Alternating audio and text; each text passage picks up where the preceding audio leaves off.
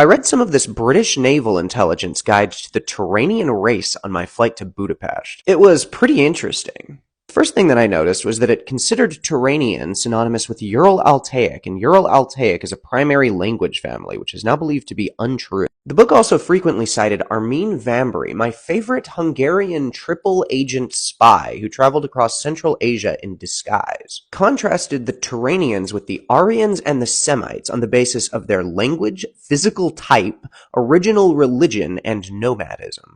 The next thing that I noticed was how smugly, colonially, Britishly racist it was. So if you're Hungarian or Turkish or Turkic or Finnish or Mongolian, now's your chance to get pissed.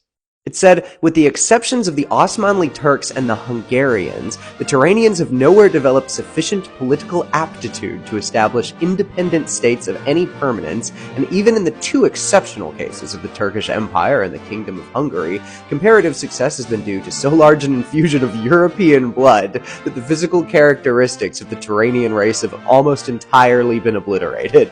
Only those sections that have come in close contact with the Aryans of Europe have been able to rise from their primitive civilization to a comparatively advanced state of culture. It also claimed that the Turanian peoples has been the main cause of unrest in the history of the world, which is really funny coming from the literal British Empire. I jumped forward to the section on Hungarians, who it says are the only Finno-Ugrics to ever display a warlike character, and it says that the forcible intrusion of a non-Aryan race, the Hungarians, altered the whole history of Europe. It moved into a physical description of the Hungarians, as it did all the other peoples, which I will not read because it basically just described me, and then it went into Hungarian history.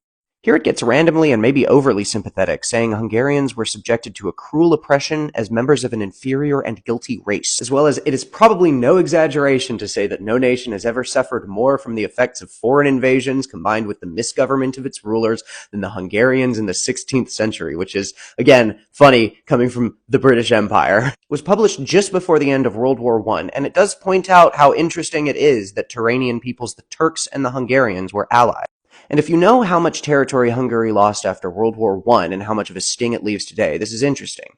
As a result of such a dismemberment, the Kingdom of Hungary would shrink to a territory of some 40,000 square miles with boundaries hard to defend and a population of not more than 10 million. And interestingly, the new census was just published, the population is shrinking and it is still under 10 million.